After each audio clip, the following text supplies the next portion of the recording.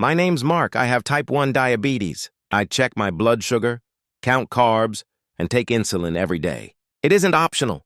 It's how I stay alive. I married Clara a little over a year ago. She's not diabetic. In the beginning, she treated my meter and insulin like they were quirky props in our house.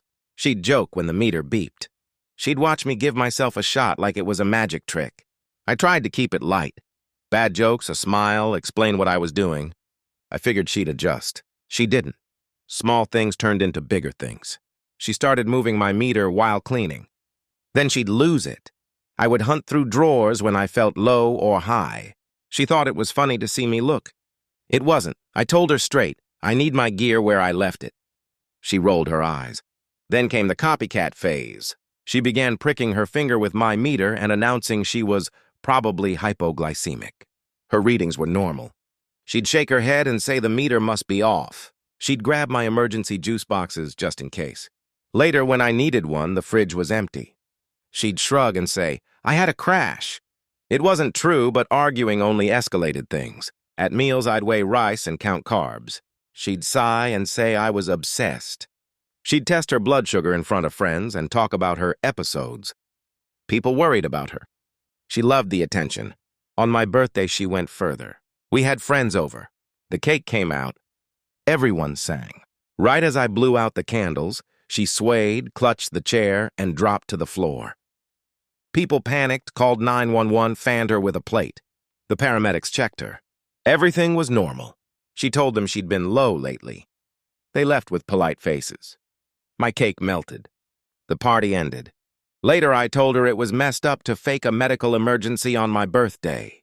She said, at least people remember me now. I went to bed realizing this wasn't a phase. It was a pattern.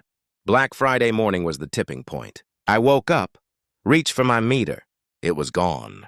Not on the nightstand, not on the bathroom counter, not in the kitchen drawer. My pump wasn't where I left it.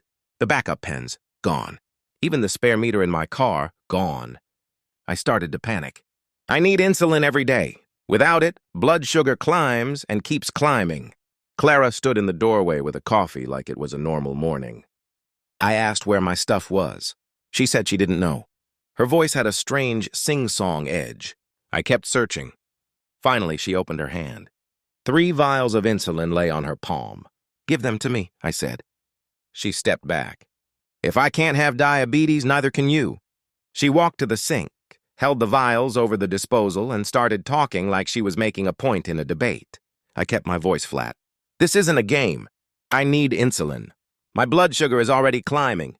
She asked, what's that, 400? How long until your organs shut down? I stared at her. She looked curious, not angry. That scared me more than anything. She wanted a confession on video. Her claim, I had taught her to fake hypoglycemia for sympathy. It wasn't true. She held up her phone and told me to say the words into the camera. I said no. She said we'd do it the hard way. The doorbell rang. Our neighbor, Mrs. Buford, called out, Mark? Clara? I brought apple pie. We could see her silhouette through the glass. She's 83, sharp as a tack, watches the block like a hawk. Clara hissed, Don't answer! Mrs. Buford tried the knob, then raised her voice. I can see you moving in there. Mark, did you check your sugar today? I nodded toward the kitchen, hoping she'd catch on. She did. Her tone changed. Clara, let me in. Something's wrong. Open the door or I'm calling 911. Clara dragged me to the sink. Fine, she said. She opened a vial and dumped it down the disposal. The sound hit me like a punch. She named the reasons while she poured. A time my mom asked about me first, flowers I got in the hospital, moments she felt ignored. She dumped the second vial, then held the last one over the drain like it was a prize. Sirens started building in the distance. Clara listened. Your girlfriend called the cavalry, she said. Too bad they'll be late. I was sweating, dizzy, nauseated. My mouth was dry. My vision blurred. I begged her to hand it over. Please, that's the last one. She looked at me like she was weighing options. Maybe that would solve both our problems, she said quietly. The front door burst open. Mrs. Buford had called 911 and the police. She shouted from the hall, Step away from him right now! 2 officers came through behind her and an ambulance pulled up out front. Clara froze. One officer moved to her side. The other took the vial from her hand. The paramedic sat me down, checked my blood sugar, started fluids, insulin, and oxygen. Everything spun. I remember the ceiling lights in a stream, then the ambulance doors closing. I woke up in the ER with a bag of IV fluids, insulin, and a nurse telling me I'd come in hot, severe hyperglycemia, and on the edge of diabetic ketoacidosis. They admitted me overnight. I answered questions. The police asked for a statement. I told them what happened. They already had Clara's phone. The video was on it. 10 days later, we were in court. Clara cried through the arraignment while they read the charges: tampering with medication, domestic assault, false imprisonment, and attempted murder. Her lawyer called it a cry for help. The prosecutor played the video, Clara holding vials over the sink, naming her grudges, my slurred voice in the background. The room went silent except for the audio. Then the prosecutor called witnesses, the paramedics, the officer, and Mrs. Buford.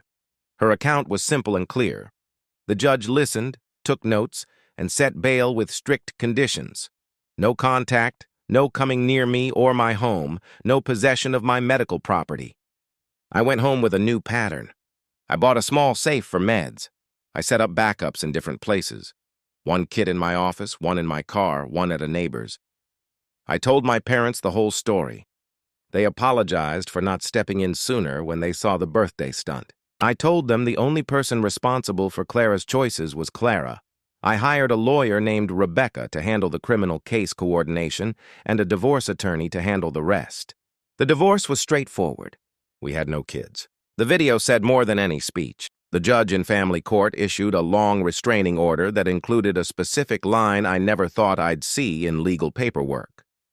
Defendant is prohibited from interfering with plaintiff's medical care, including but not limited to concealment or destruction of prescribed insulin and devices. It was both ridiculous and perfect. I started therapy. The therapist called it medical trauma and intimate partner abuse. She said it's a thing, when a partner uses your health to control you.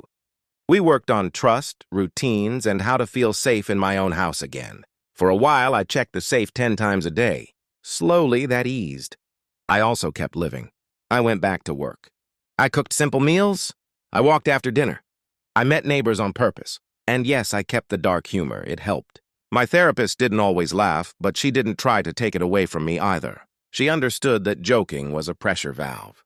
As for Clara, the criminal case moved in steps. Hearings, evaluations, motions. Her attorney tried to paint my condition as manageable and my reaction as exaggerated. The evidence didn't care. The judge did not either. The day the prosecutor summarized the timeline, hidden supplies, staged episodes, birthday stunt, video at the sink, my numbers in the ambulance, you could feel the room fall in on her story. The facts were plain. After that, things simplified. My divorce was finalized. I kept the house. I changed the locks. I put a small safe in the bedroom and a bigger locked cabinet in the pantry. My neighbor set a habit of stopping by with casseroles labeled with carb counts. She's a blessing and a watchdog. My parents call every Sunday. We talk about normal things: football, weather, how the tomato plants are doing. People ask what I learned. Here it is, plain. I learned that it was just a joke is never just a joke when it messes with your health. I learned to write down where my gear is and keep spares like my life depends on it, because it does. I learned that neighbors who knock are worth their weight in gold. I learned that courts can see through tears when there's video. I learned that love does not excuse cruelty. And marriage vows don't include handing over your safety. I learned to listen to the first feeling in my gut, not the 20 excuses that follow. And I learned to be blunt about diabetes with anyone in my life. This is what I need. This is where it stays. This is how to help. And this is what you never touch. People wrap stories like this in big words. I don't have big words for it. My wife held my insulin over a sink and asked how long until my organs failed. She poured life I needed down a drain. A neighbor knocked. The police came, I lived. That's the story. The rest is the everyday work of staying well. I set alarms. I count carbs. I take the shot. I lock the safe. I open the blinds in the morning and breathe. I answer texts. I keep the front door in good repair. And when I think about what almost happened in that kitchen, I do one more small thing. I check that the vials are exactly where I left them. Then I get on with the day. Thanks for watching.